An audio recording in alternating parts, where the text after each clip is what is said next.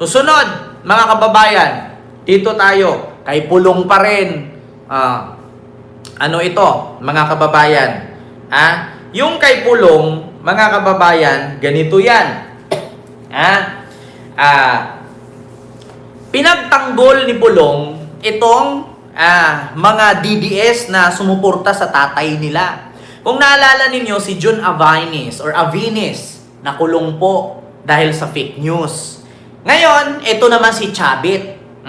Si Chavit po, mga kababayan, ay kinasuhan po ng plunder ng mismong taga anong tawag yan, ng lugar niya? Taga Ilocos, no? Na isang abogada na mga magsasaka at mga mangingisda. Mismo taga Ilocos, lugar ni Chavit ang nagsampa sa kanyang kasong plunder. Ngayon, ang pinagbintangan ni Pulong, mga kababayan, ay ganito na ba daw ang administrasyon? Ganito na ba daw? Kapag nagsabi ka ng totoo, kakasuhan ka. Pulong. Ito ha. Wait lang, mga kababayan. Tignan ninyo mga kababayan, yung reaksyon ni Pulong. Ito po siya. Ito ha. Basahin niyo mga kababayan. Narbakan. Ayan po ang sabi ni Pulong, mga kababayan, patungkol kay Chavit. Ito po ay mula sa Alam Mo Ba page. Alam Mo Ba page. Ang sabi, nawala na ba ang kalayaan sa pagsalita sa bansang ito? Sabi ni Pulong. Ngayon, kahit sino na lang na bumabatikos sa administrasyon ay sinasampahan ng kaso. Ito ba ang tinatawag nilang bagong normal na gobyerno? Pulong. Utang na loob, Pulong. Si Chavit po, sinampahan ng kaso sa pamamagitan po ng kaso niya noon. Wala pong kinalaman yan sa kinukuda-kuda niya ngayon. Diyos ko naman, Pulong. Huwag nyo nang linlangin yung utak ng taong DDS kasi paunti na kayo, nagigising na yung iba. Di ba? Ma'am Linsudo, Miguel Love shoutout po. Kita nyo na. Anong kinalaman sa pinuputak-putak ni Chavit? Yung kaso ni Chavit, ayun po yung kaso niya noon. Yung overpriced na lupa. Wala pong kinalaman dyan. Yung pagtira ni Chavit, no? Kay PBBM. Diyos ko po. Grabe kayo, no? Grabe kayo manlilinlang. Niluloko nyo na naman yung mga DDS. Bulong, magbigay ka ng pangalan. Sino po dyan ang bumira kay BBM na kinasuhan? Sino ba ang bumira kay PBBM na kinasuhan? Gising na gising. Diba? Gising na ang tao. Hindi mo na malinlang, hindi mo na maloko. Wala po na bumira kay PBBM na kinasuhan ni PBBM. Si Chavit po, binira si PBBM, pero ang nagkaso po kay Chavit ay ang mismong taga Narbacan, Ilocos. Hindi po si PBBM at hindi po administrasyon ni Marcos. Diba? Diyos ko naman. Ganyan ba daw ang administrasyon ngayon na kapag may bumatikos kinakasuhan? Sino ba? Magbigay kasi kayo ng pangalan. Diba? Kasi sa mga ganyan ninyong mga sinasabi, nalilinlang ninyo yung mga bubong DDS Gising na ang tao, Pulong, hindi mo kayang i-manipulate. Hindi mo kayang linlangin. Ako, aminado ako, DDS ako noon, pero sinumpa ko yan ngayon. Diba? Nakita mo yan? Diyos ko naman, Pulong. Ang kaso ni Chavit ay yung pagbenta niya ng lupa noong mayor pa siya ng Narbacan, Ilocos Sur. Ang kaso po ni Chavit ay hindi po sa pamamagitan nung binira niya si PBBM. Ngayon, Pulong, katulad lang yan sa tatay mo. Si Trillanes ang nagkaso ng tatay mo at nagpakulong sa tatay mo sa dahig. Bakit si PBBM ang tinitira ninyo? Hindi naman si PBBM ang nagsampa ng kaso kay Digong. Diba? Diyan, alam niyo sa totoo lang, diyan kayo nasisira Diyan ang mga Duterte nasisira dahil sa kapalpakan ninyo, dahil sa katangahan ninyo. Diba? Biruin ninyo yan. Nasisira kayo Kasi bakit? Ang tao kasi hindi bulag, hindi bungol, hindi bingi. Ngayon, Pulong, Kung ipinagtanggol mo si Chavit kasi kinalaban si PBBM at kinasuhan, nagkataon na kinasuhan si Chavit, si PBBM na agad. Si PBBM na agad ang nagkaso. Bakit hindi natin tignan? Ito Chavit. Nang makita mo Pulong kung sino ang complainant, hindi si Marcos Hindi Marcos administration ang nagkaso kay Chavit. At magbigay ka ng pangalan kung sinong kinasuhan ng Marcos administration nung binira nila si Marcos. Wala po. Maskin si Sara nga, binantaan si Marcos, si kinasuhan ba? Diba? Chavit Singson. Plunder case.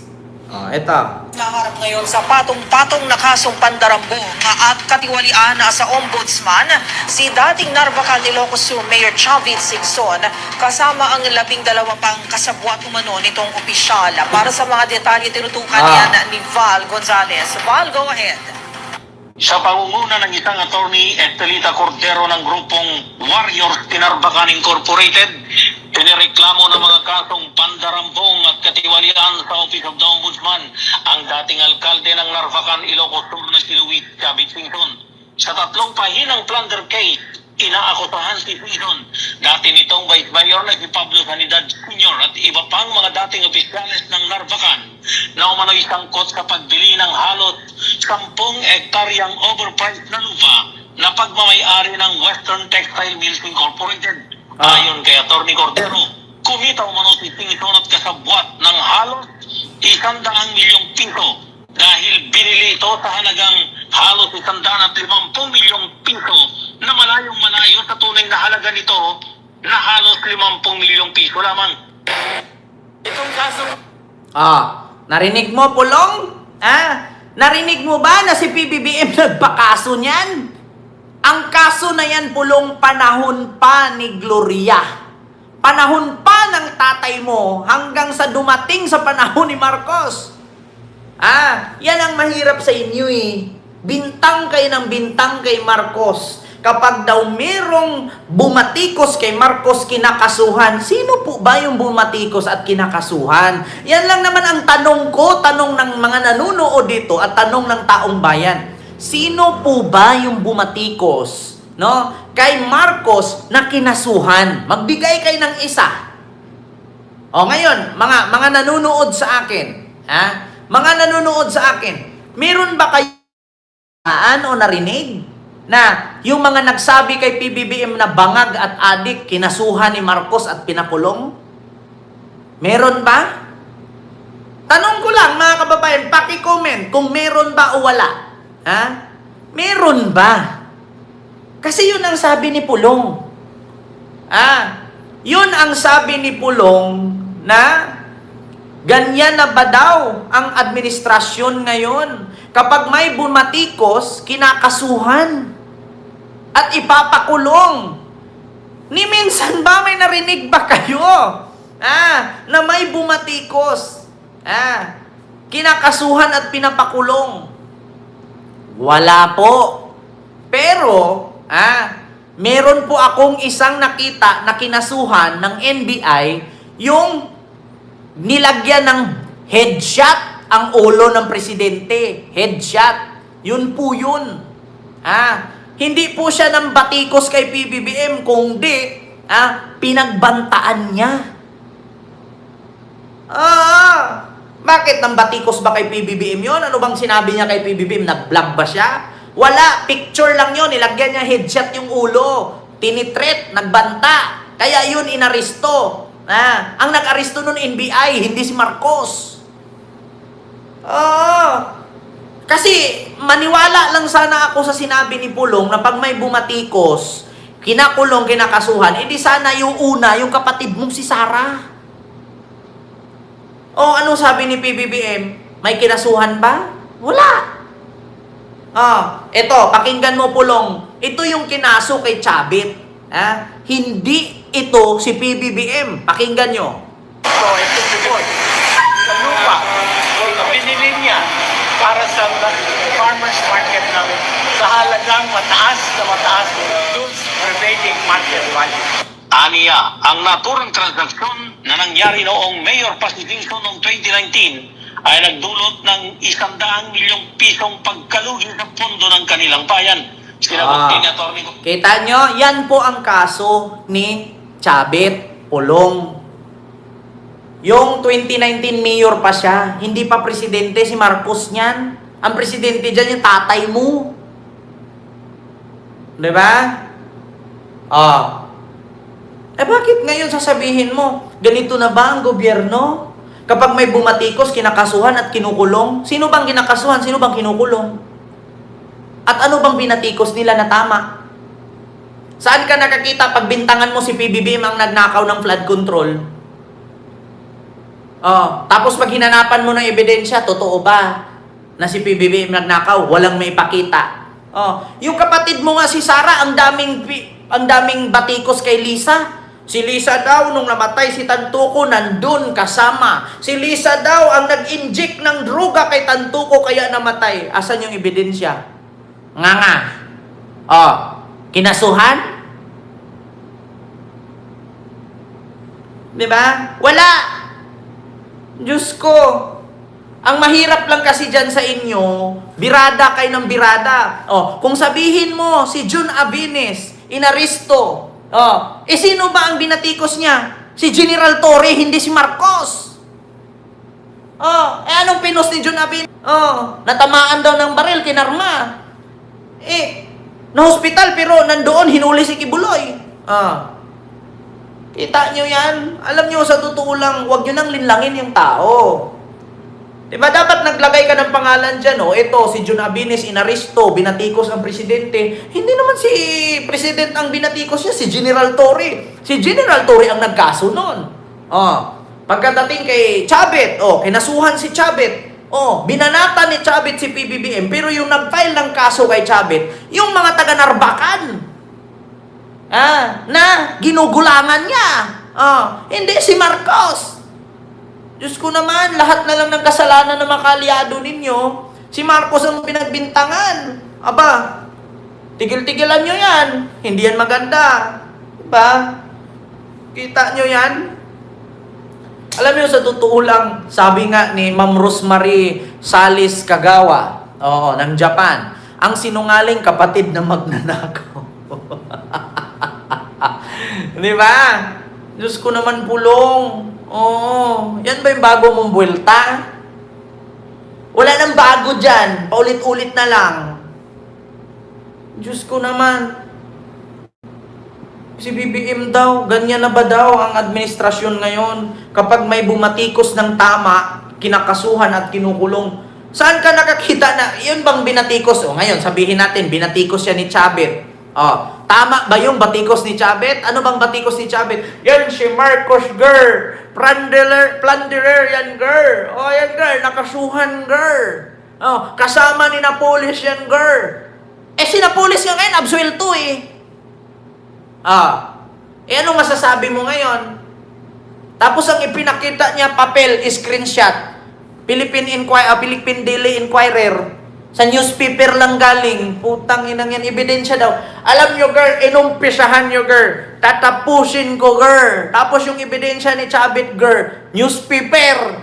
Putang ina, dapat yung galing sa papel sa sa korte. Diba?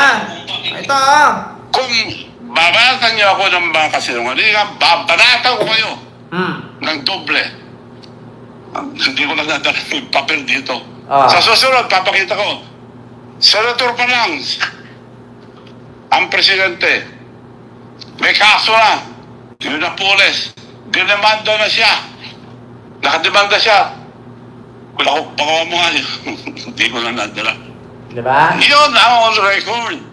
Ako, binabato nyo, puro haka-haka, puro sali-salita na hindi totoo. Paanong haka-haka? Paanong salita at hindi totoo? Yung kinaso sa'yo ng taga-Narbacan. Di dapat ipanalo mo yan para mapatunayan mo haka-haka yan. Paano kung mamanalo yung matandang lawyer, yung matandang abogadong nag-file sa'yo, yung mga magsasaka at mangingisda at napakulong kanila? Haka-haka pa rin ba yon? Nako, Chavit, pag tumalab sa'yo yan, baka sasabihin ng taong bayan, haka-haka daw pero nakulong siya. Sige nga, naku, maraming nagaganyan, Chavit, pero nakukulong. Haka-haka daw. Diyos ko naman. Sabi ko, totoo. Sinong may kaso? Nagdemanda si Senator Bongbong Marcos. Panahon din na pulis, kasama siya ron. Nadimanda daw sa panahon si Senator Bongbong Marcos kay Napoles. Si Joel Villanueva nga na-absuelto Si Jinggoy nga at si Bong Revilla nakalaya Si Enrile nga absuelto, pati si Napoles nga nakakalaya nga di ba, sa Sandigang Bayan. Ngayon, alam mo sa totoo lang, Manong Chavit, ito ipakita natin ha. Napoles. Ito absuelto. Ito nang makita mo, Ito na. Sa iba pang balita, inabsuelto na ng Sandigan Bayan si dating Senator Juan Ponce Enrile, negosyanteng si Janet Lim Napoles at iba pa. Sa natitirang kasong graft, kaugnay po ng pork barrel scam noong 2014. Kasama po dyan ang dating Chief of Staff ni Enrile na si Gigi Reyes na personal na dumalo sa promulgation kanina. Sina Enrile, Napoles at Reyes ay una ng kinasuhan dahil sa 172 million pesos na halaga ng Priority Development Assistance Funds o PDAP noong 2004 hanggang 2010.